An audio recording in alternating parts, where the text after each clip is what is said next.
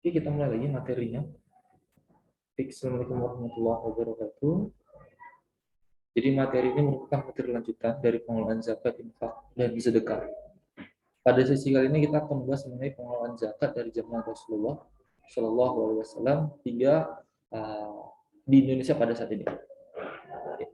Jadi pada masa Rasulullah, zakat itu dikelola oleh negara.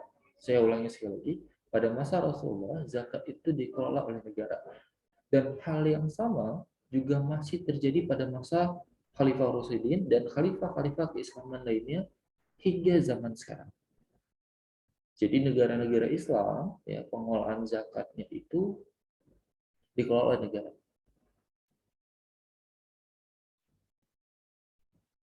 Jadi Rasulullah itu membentuk sebuah tim, ada timnya, ada tim pengumpul. Jadi karena ini dikelola oleh negara, maka negara berhak, ya saya ulangi lagi, karena negara itu yang berhak. Nah, jadi karena zakat tadi dikelola oleh negara, maka negara memiliki hak dan kewajiban untuk menghitung zakat setiap orang. Maka Rasulullah membentuk tim khusus untuk menghitung dan menghimpun zakat itu. Salah satu diantaranya adalah Umar.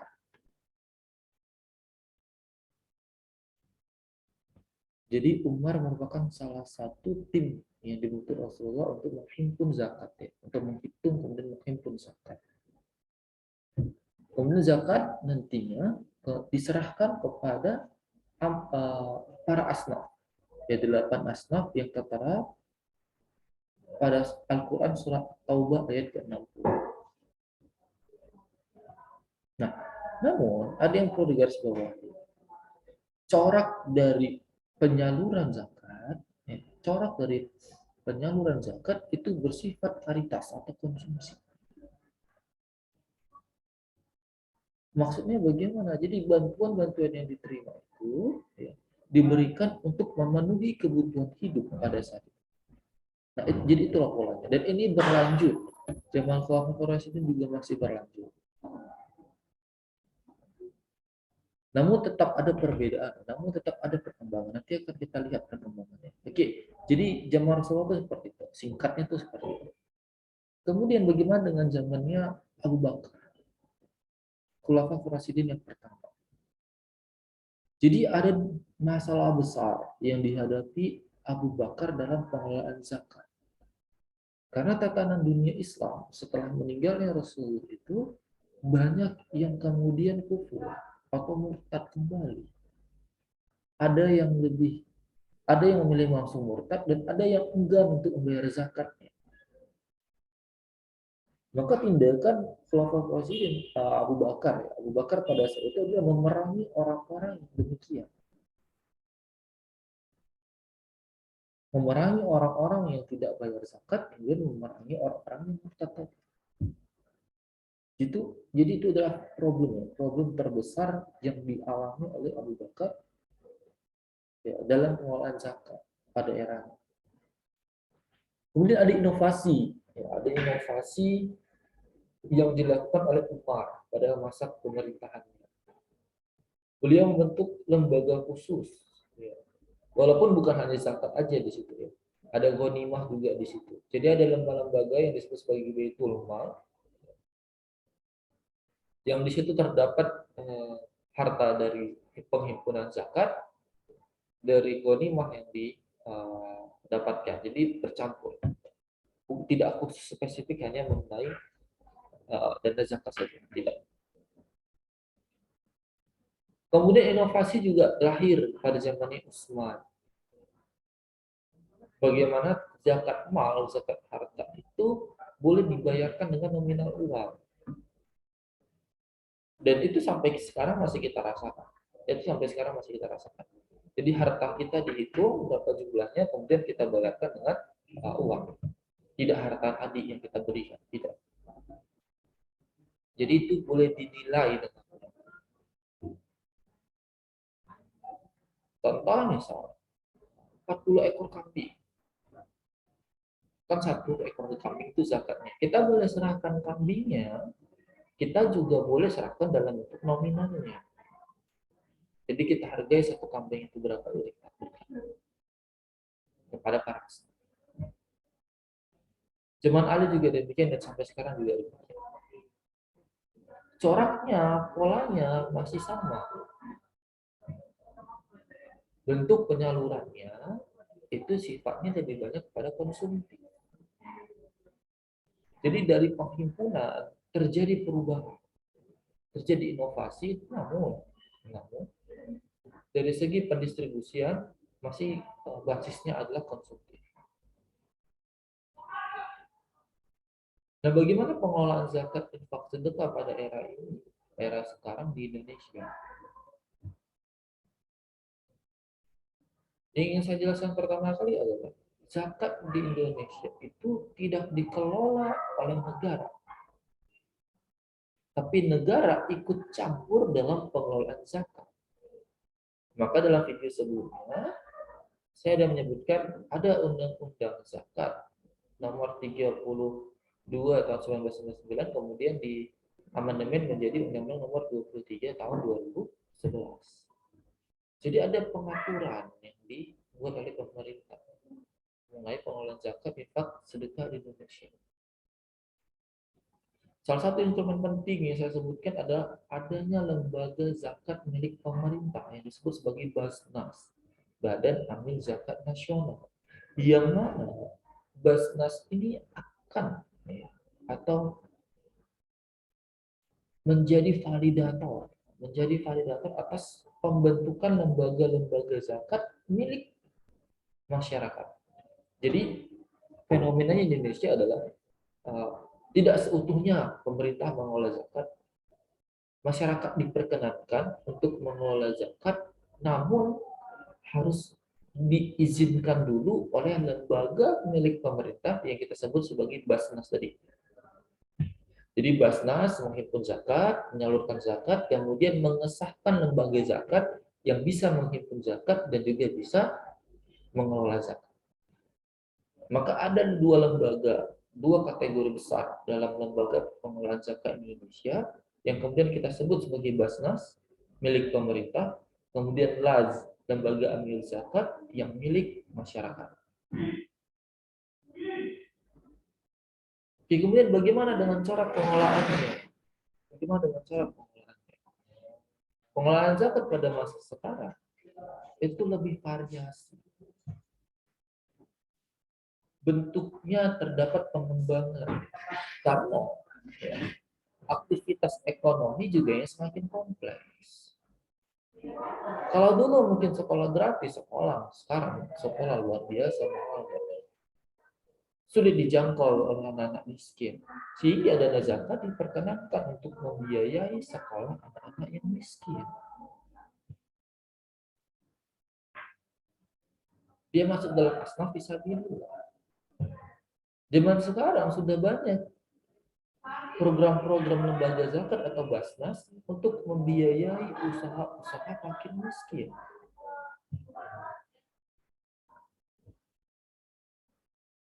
Jadi zakat yang diberikan tidak hanya untuk memenuhi kebutuhan hidupnya saat ini, tapi zakat yang diberikan adalah untuk menghidupi dirinya pada saat ini dan masa-masa yang akan datang. Itulah yang kemudian kita sebut sebagai zakat produktif yang gencar diperbincangkan pada masa-masa sekarang. Dan masalahnya adalah tantangan yang sangat besar mengenai zakat produktif ini. Ada 3 variabel besar yang menjadi problem. 3 problematika besar terkait dengan zakat produktif.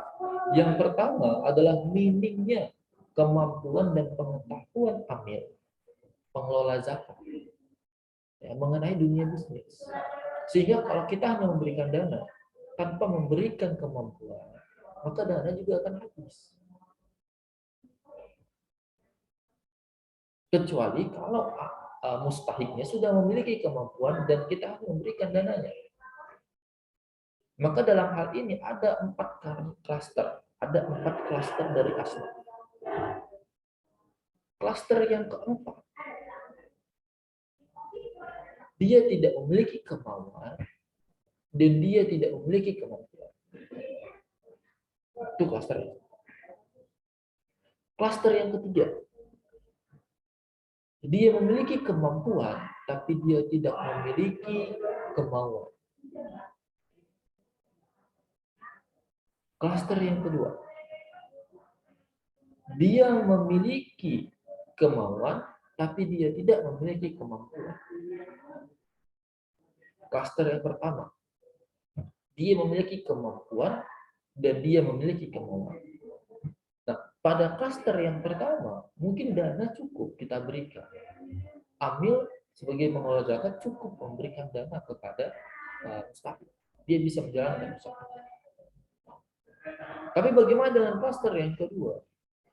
Mustahik yang memiliki kemauan tapi tidak memiliki kemampuan, maka tidak cukup hanya dana.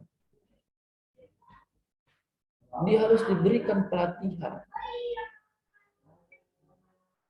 Pelatihan usaha yang bisa diikuti sehingga usaha tadi bisa menghidupi dirinya ke depan.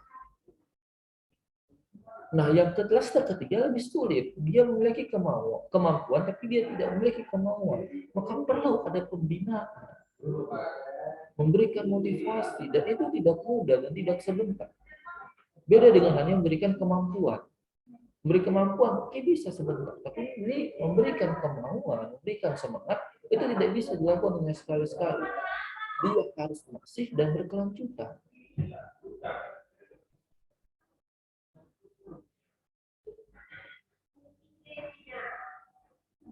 Yang keempat lebih parah. Tidak cukup hanya pembinaan, tapi pendampingan.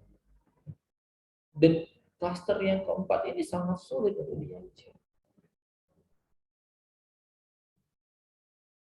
Dan biasanya memilih dengan pintas untuk mengemis. Usahanya tidak besar, tidak butuh kemampuan khusus, tapi penghasilannya cukup lumayan.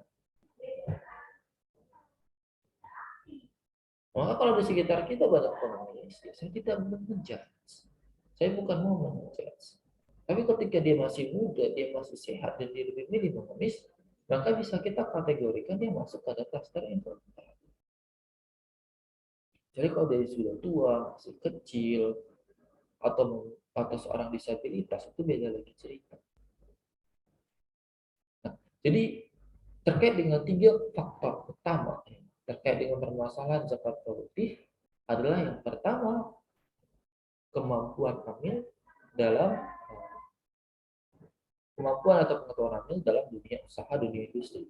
Itu yang pertama. Oke, problem yang kedua, yaitu adalah kesadaran atau kemauan masyarakat untuk berzakat infak sedekah pada program produktif. Sederhananya gitu. Coba tanyakan kepada diri kita. Kita tergerak, kita baru tergerak untuk menyalurkan bantuan. Ya. Biasanya ketika kita langsung melihat kesusahan, bencana,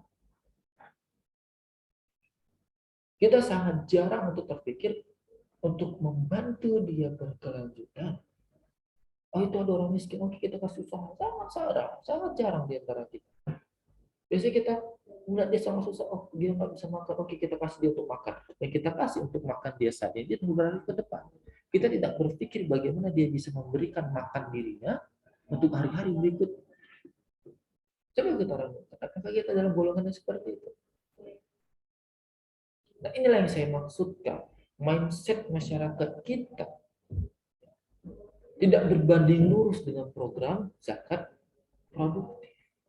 Hasilnya apa? Penghimpunan zakat untuk bidang produktif itu masih sangat sedikit dibandingkan dengan penghimpunan zakat di bidang konsumtif.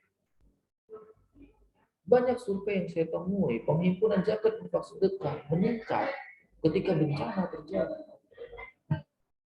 Oke, itu nggak masalah, tidak masalah. Namun baiknya adalah pengembangan mindset. Maka saya harapkan kepada teman-teman semua yang sudah menonton video ini tergerak untuk ikut dalam program zakat produktif.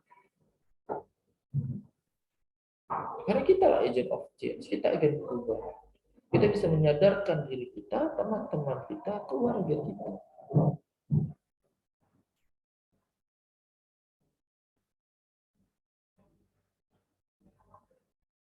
Itu adalah problem yang kedua. Jadi saya ulangi sekali lagi, problem yang pertama ya, itu adalah amilnya. Problem yang kedua itu adalah masyarakatnya, mindset masyarakatnya. Kemudian yang ketiga adalah tatanan negara. Saya tidak bisa mengatakan ini menjadi problem, tapi undang-undang kita belum mendorong ke arah sana. Jadi pengelolaan zakat masih sifatnya kecampuran dan didominasi oleh zakat yang disalurkan melalui konsumsi. Saya punya ide, saya punya gagasan bagaimana ya, negara juga ikut campur dalam pengelolaan zakat bersifat produktif. Kenapa demikian? Karena ini juga akan mampu membantu negara dalam prinsip kenegaraan, yaitu pada aspek menurunnya tingkat kemiskinan. Jadi ketika zakat dikelola secara produktif, ya, kemudian mustahik tadi diberikan dana pembinaan sehingga dia bisa bertransformasi dari mustahik menjadi muzaki, berarti dari si miskin yang menerima menjadi si kaya atau si pemberi. Secara otomatis akan mengurangi tingkat kemiskinan, memperbanyak lapangan pekerjaan. Namun belum ada undang-undang yang mendorong ke sana. Jadi memang tatanan negara kita tidak menghalangi terkait dengan zakat produktif, tapi juga belum mendukung, belum mendorong. Nah, jadi itu adalah tiga problema, tiga indikator besar terkait dengan problematika penyaluran zakat produktif. Oke, mungkin ini aja ya, terkait dengan materi kita pada saat ini. Silahkan baca slide-nya untuk mendapatkan materi itu. Kalau ada yang mau ditanya, silahkan tanya di PA Group. Sekian, terima kasih atas perhatiannya. Assalamualaikum warahmatullahi wabarakatuh.